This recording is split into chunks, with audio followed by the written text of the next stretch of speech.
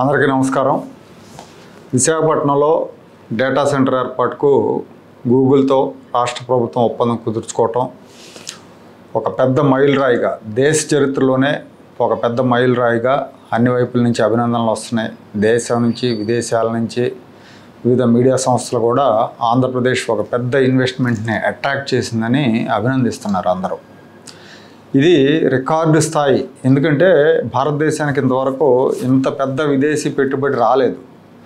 ఇది నిజంగా game changer project ఆంధ్రప్రదేశ్కి. ముఖ్యమంత్రి చంద్రబాబు నాయుడు, నారా లోకేష్ గారి కృషిని అందరూ ప్రశంసిస్తున్నారు. ప్రధానమంత్రి దగ్గర నుంచి, కేంద్ర మంత్రుల దగ్గర నుంచి అందరూ కూడా ఈ విషయంలో అభినందనలు తెలియజేస్తున్నారు. ఇక్కడ కేంద్రం సహకారాన్ని కూడా తక్కువ చేయలేం. కేంద్రం కూడా ఆంధ్రప్రదేశ్లో దీన్ని ఏర్పాటు చేయడానికి తన వంతు సహకారం అందించింది. ఏపీలో ఐటీ, డేటా, ఏఐ రంగాలకు సంబంధించిన కంపెనీలు రావటాన్ని ప్రజలందరూ కూడా హర్షిస్తున్నారు. మనకు కూడా ఐటీ కంపెనీలు వస్తాయి, ఐటీ జాబ్స్ ఇక్కడే చేసుకోవచ్చు పక్క రాష్ట్రాలకు వెళ్లకుండా అని. కానీ ఒక బ్యాచ్ మాత్రం కడుపు మంటతో రగిలిపోతూ ఉంది. దొంగల బ్యాచ్ అది. ఆ దొంగల బ్యాచ్ లోకేష్కి క్రెడిట్స్ రావటాన్ని జీర్ణించుకోలేకపోతూ ఉంది. పైగా ఈ క్రెడిట్స్ అన్నీ కూడా జగన్మోహన్ రెడ్డికి రావాల్సిన క్రెడిట్స్ ఇవి. జగన్మోహన్ రెడ్డి చేసిన నిర్విరామ కృషి వల్లే టెక్నాలజీకి, పెట్టుబడులకు విశాఖపట్నం కేంద్రంగా మారింది. దేశమంతా విశాఖపట్నం వైపు చూస్తుందంటే దానికి కారణం జగన్మోహన్ రెడ్డి అని విచిత్రంగా మొరుగుతున్నారు వీళ్ళంతా. సోషల్ మీడియా వేదికగా ఒకటే మొరుగుడు. దురదృష్టవశాత్తు జగన్మోహన్ రెడ్డి 2024లో అధికారం కోల్పోయాడు. లేదంటే ఇప్పుడు విశాఖ కేంద్రంగా జరుగుతున్న డెవలప్మెంట్లన్నీ జగన్ చేతుల మీదుగా జరిగేవి.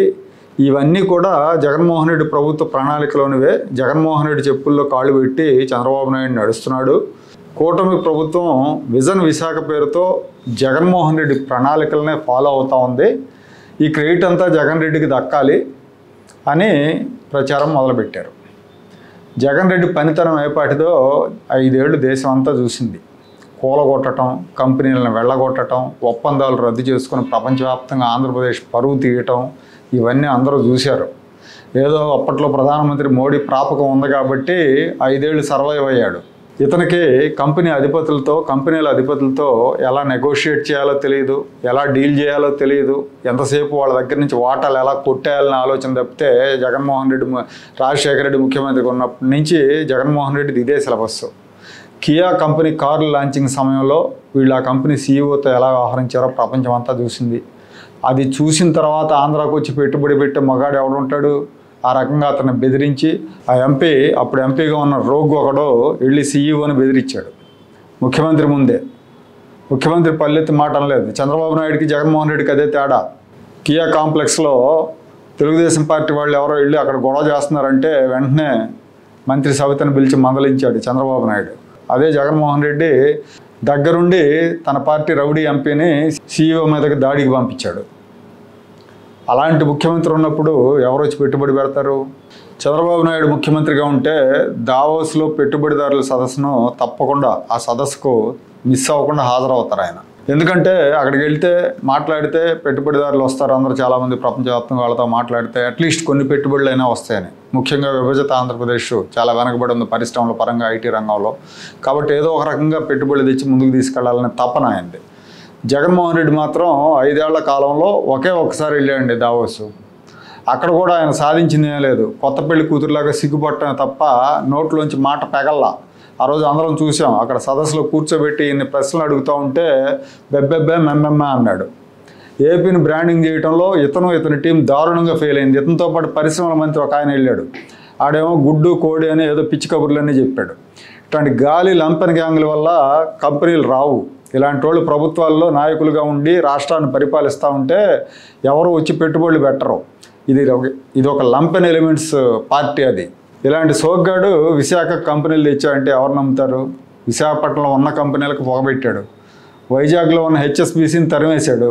హెచ్ఎస్బీసీ వైజాగ్లో ఉన్న ఒక పెద్ద ఐటీ కంపెనీ. ఇతను అధికారంలోకి వచ్చాక ఆ కంపెనీ వెళ్ళిపోయింది. అలాగే మిలీనియం టవర్స్లో చిన్న ఐటీ కంపెనీలు ఉండేవి. ఆ కంపెనీలన్నింటినీ తరిమేసి ఆ భవనాలను 4 ఏళ్ళు ఖాళీగా పెట్టాడు. ఏదో రాజధాని విశాఖ తీసుకెళ్తే ప్రభుత్వ కార్యాలయాలు అక్కడ పెడతానని ఖాళీగా ఉంచాడు. అమర్రాజా కంపెనీని తరిమేశాడు. కియా యాన్సిలరీ యూనిట్లు వెళ్ళిపోయినాయి. జాకీ అండర్ గార్మెంట్స్ యూనిట్ వెళ్ళిపోయింది. ఇవన్నిటికీ కారణం జగన్మోహన్ రెడ్డి, ఆయన పరివారం. ఇంకొక ఆయన ఎవరో చెప్తా ఉన్నాడు, వైఎస్ రాజశేఖర రెడ్డి విశాఖపట్నంలో ఐటీకి ఫౌండేషన్ స్టోన్ వేసాయంట, అందుకే ఇవాళ ఐటీ డెవలప్ అవుతుంది విశాఖలో అంట. ఈ సిగ్గులేని మంది ఇప్పటిదాకా హైదరాబాద్లో ఐటీ డెవలప్ అయిందంటే, సైబర్ టవర్స్ సైబరాబాద్ డెవలప్ అయిందంటే జనార్దన్ రెడ్డి రాయేసాడు, శంకుస్థాపన చేశాడు, అందుకే డెవలప్ అయిందని ప్రచారం చేస్తూ ఉంటారు.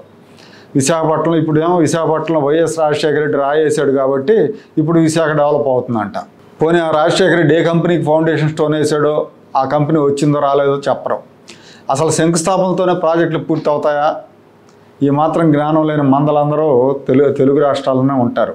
కులపెచ్చతో మా వాళ్ళే వేశారు రాళ్ళు, చంద్రబాబు వచ్చి పేరు తెచ్చుకున్నాడని దుష్ప్రచారం చేస్తూ ఉంటారు. విద్వేష ప్రచారం, అది దుష్ప్రచారం కూడా కాదు.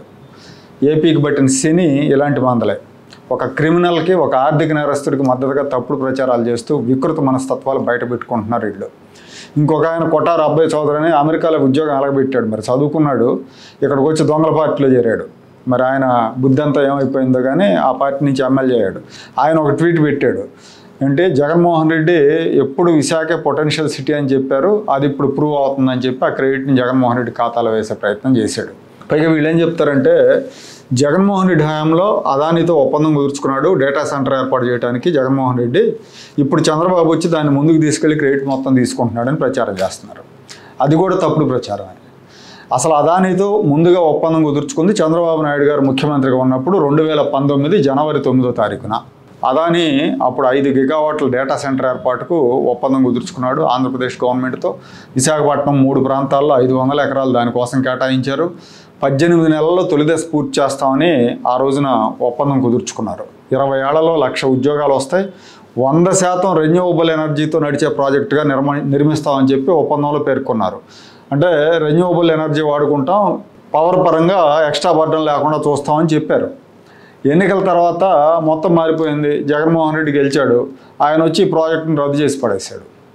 ఆ తర్వాత మళ్ళీ కొద్ది రోజులు బీజేపీ వాళ్ళు అంటుంది కాబట్టి అదానికి నెగోషియేషన్స్ జరిగాక డేటా సెంటర్ సామర్థ్యాన్ని తగ్గించాడు. వాళ్ళు 500 ఎకరాలు ఇస్తే 130 ఎకరాలకే భూ కేటాయింపులు చేశారు. అలాగే ఆ గిగావాట్ సామర్థ్యం కూడా తగ్గించారు. పోనీ పనులు ఏమన్నా మొదలు పెట్టారా అంటే ఒక్క రాయి కూడా పెట్టల. 4 ఏళ్లలో ఒక్క రాయి కూడా పెట్టల. ఇది ఆయన సమర్థత, ఆయన పీకింది. ఇంకొందరు మేధావులు ఏమంటారంటే, ఇది పూర్తిగా చంద్రబాబు లోకేష్ గొప్పతనం కాదు, మోడీ ప్రభుత్వ గొప్పతనం. దీన్ని విశాఖలో పెట్టాలని నిర్ణయించింది మోడీ కాబట్టే సాకారం అయిందని చెప్తున్నారు. ఓకే, కొంతవరకు అది కూడా నిజం అనుకుందాం. మోడీకి ఇష్టం లేకుండా ఎవరు ఏం చేయలేరు ఈ దేశంలో. అలాగే మోడీ కూటమిలోనే చంద్రబాబు ఉన్నాడు కాబట్టి చంద్రబాబు కూడా క్రెడిట్ వస్తుంది. 2024 నుంచి ఆ కంపెనీతో ఫాలోఅప్ చేసింది ఎవరు? ఐటీ మంత్రి నారా లోకేష్ చేశాడు. అమెరికా వెళ్ళి అక్టోబర్లో ఆ కంపెనీ ప్రతినిధులతో మాట్లాడాడు. అప్పటి నుంచి నెగోషియేట్ చేసుకుంటూ వచ్చారు. డేటా పాలసీని కూడా మార్చారు. ప్రధానమంత్రి నరేంద్ర మోడీ గారితో డిస్కస్ చేసి డేటా పాలసీని మార్చారు. డేటా పాలసీ మారిస్తే ఎక్కువ కంపెనీలు వస్తాయి, కంపెనీలు వస్తే ఉపాధి పెరుగుతుంది, ఆదాయం పెరుగుతుందని పాలసీని మార్పించడంలో వీళ్ళ పాత్ర ఉంది, చంద్రబాబు నాయుడు పాత్ర ఉంది. ఈ నిజాన్ని వీళ్ళు ఒప్పుకోరు. పైగా 5,000కి మించి ఉద్యోగాలు రావు, ఇన్ని ఎకరాలు ఇస్తున్నారు, విలువైన భూములు ఇస్తున్నారు, రాయితీలు ఇస్తున్నారు, 1,000 కోట్ల రాయితీలు అని ద్వేషాన్ని వెలగక్కుతున్నారు. ప్రపంచం అంతానేమో ఏపీ సాధించిందని పొగుడుతూ ఉంటే వీళ్ళకి కంపరమెత్తిపోతూ ఉంది. వీళ్ళకి ఏపీ అభివృద్ధి చెందుతుందంటేనే వీళ్ళకి కంపరమెత్తిపోద్ది. వీళ్ళకి విపరీతమైన కడుపు మంట, ద్వేషం అన్నీ వచ్చేస్తాయి.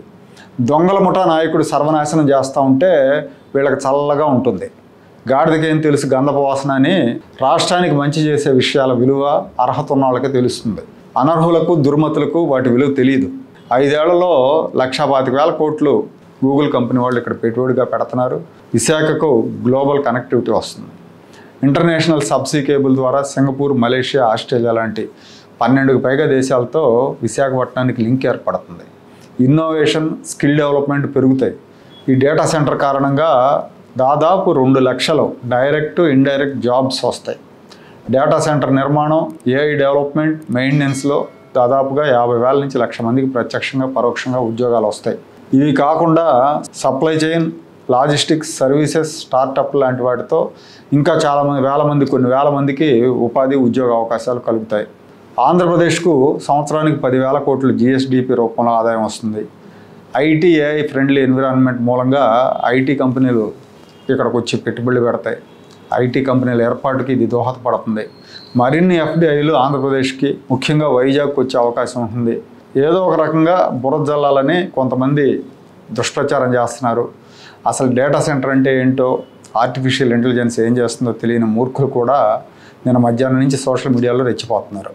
కొంతమంది ఏమో దీనివల్ల ఉపయోగం లేదు, ఉద్యోగాలు రావు, దీనివల్ల నష్టం జరుగుతుంది, ఎక్కువ కరెంటు వాడుతుంది, పర్యావరణ పరంగా నష్టం జరుగుతుందని చెప్తా ఉంటే, ఇంకొంతమంది ఏమో ఇదంతా రాజశేఖర రెడ్డి, జగన్మోహన్ రెడ్డి వల్లే సాధ్యమైంది ఈ డెవలప్మెంట్ అంతా అని మొదలుపెట్టారు.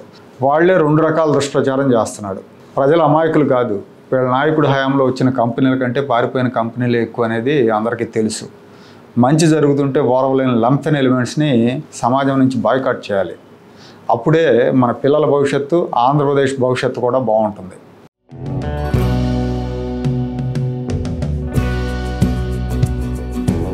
Like, share and subscribe to Rajaniti channel.